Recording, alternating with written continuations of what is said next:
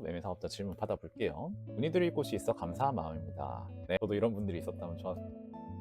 네, 실패. 네, 이번에 첫 낙찰 받고 매매사업자를 대출받기 위해서 사업자 등록하려 하는데 몇 가지 궁금합니다. 지금 거주하고 있는 곳 주소지를 사용하려 하는 경우 집주인 동의가 필요한가요? 네, 동의 필요합니다. 집주인이라 하신 거 보면 아마 월세집이나 전세집일 것 같고, 그럴 경우에는 전대차 동의서를 직접 받아주셔야 합니다. 집주인분들은 전대차 동의서 하신다 해도 뭐 달라지는 게 아무것도 없거든요. 그래서 그런 부분에 대해서 집주인분은 손해보는 게 없다, 이런 거를 잘 어필하시길 바랍니다. 매매사업자 사업장에 부모님 집 주소를 사용할 경우, 그러니까 부모님 집 주소로 매매사업자를 내겠다는 말씀인 거죠. 무상으로 공간 사용하는 것을 사업자 등록 시 어떻게 표현을 할 수 있을까요? 무상임대차 계약서를 작성하시면 되겠죠. 이 양식 인터넷에 많으니까 빌리시는 분은 메일린 선생님, 임대인, 부모님 성함을 쓰시면 되겠죠. 이게 다 어차피 매매사업자는 주택에 낸다는 걸 세무서도 알고 있기 때문에 그냥 서류를 적당히 만들어 가셔도 다 아십니다. 너무 걱정하지 마세요. 그리고 아마 막히는 부분이 있으시면 세무서에서 전화가 올 거라서 그에 따라서 대처를 하시면 돼요. 항상 감사드립니다. 저도 감사드려요. 매매사업자로 주택 취득 후 바로 매도가 안 돼서 월세 임대를 한 상황에서 1년 만에 매매사업자 매도 시 1년간 월세 수입도 종부세 신고 수입으로 반영해야 하는지요? 두 번째 전 영상에서도 말씀드렸는데, 종부세 신고를 꼭 해야 되는 건 아니고 기준이 있어요. 1주택자라면은 월세 수입에 대해서는 기준 시가 그 주택이 12억 초과하면, 아니면 2주택부터는 무조건 신고, 이런 식으로 월세는 신고 기준이 있고 그에 따라 해주시면 되고, 그 다음 신고를 할 때도 분리과세를 할지 아니면 종소세 신고를 할지를 선택을 할 수가 있어요. 연간 2천만 원이 기준이기 때문에 기준 한번 찾아보시면 좋겠습니다.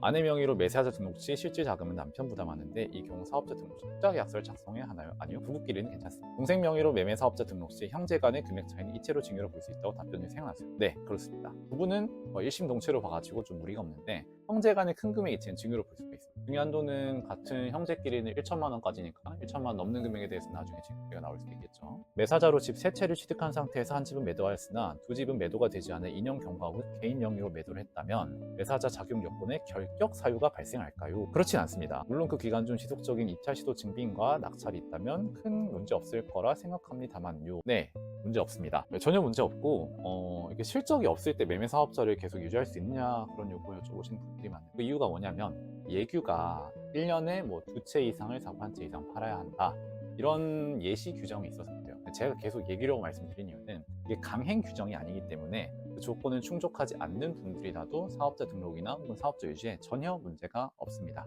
매매 사업자를 계속해서 지속을 하실 거라면 이런 입찰 시도 증빙, 그 다음에 뭐 낙찰 플러스 여러 가지 신고들 있죠. 부가세 신고, 현황 신고, 아니 뭐 예정 신고, 뭐 종합소득세 신고, 그런 것들을 지속적으로 해주시기만 해도 충분히 인정받을 수가 있습니다. 또 개인 명의로 매도했다고 해서 매매 사업자가 부정되는 일은 전혀 없습니다. 그거는 문제가 안 됩니다. 비과세 신고를 했을 때 간주 매매 사업자가 되는 거는 또 다른 케이스이기 때문에 이건 나중에 한번 다뤄드릴게요. 안녕하세요. 매도를 하고 나서 매매 사업자가 해야 될 일은 어떻게 되나요? 매도까지는 개인으로 그대로 하고 매매 사업자가 2달 안에 예정 신고를 하시고 다음 해 5월에 종소세 신고를 하시면 됩니다. 면세 매매 사업자로 아파트 리모델링 후 매도할 예정인데 리모델링 비용 처리를 하는 게 나을까요? 현금 처리를 하는 게 이득일까요? 계좌이체 내역만으로도 비용 처리가 가능하다는 걸 아시는 것 같아요. 다만 비용 처리를 그렇게 하시게 되면 세무서에서 적격 증빙이 안 된 비용 처리를 매우 싫어하기 때문에 그게 금액이 크거나 너무 많이 쌓이게 되면 선생님 조사가 들어올 수도 있어요. 저는 비용 처리는 항상 안전하게 하라고 말씀을 드리기 때문에 10%더 주고 계산서 끊으라고 말씀드립니다. 웬만하면 계산서 끊으세요. 마지막입니다. 매도할 때 매매 사업자에서 매도하려 했는데 법무사 쪽에서 비용 처리 현금 영수증을 해주면 되냐? 10일 안에 자기들도 세금 계산서 안 내주면 나중에 가산세 같은 게 붙어서 얼른 해줘야 한다고 하는데, 그렇다면 나중에 비용 처리를 할 거면 지금이라도 개인 매매 사업자를 내야 될까요? 사업자 내기 전에 대출 낼 시에 반공제 안 받으려고 한 채 더 매매 생각했는데 벌써 막혀버려서요. 이게 전혀 문제가 안 되는 게 사업자 등록 전에 지출하신 비용도 비용 처리가 가능하고, 그냥 일단 선생님 이름으로 영수증을 발급받아도 사업자 비용 처리가 가능합니다.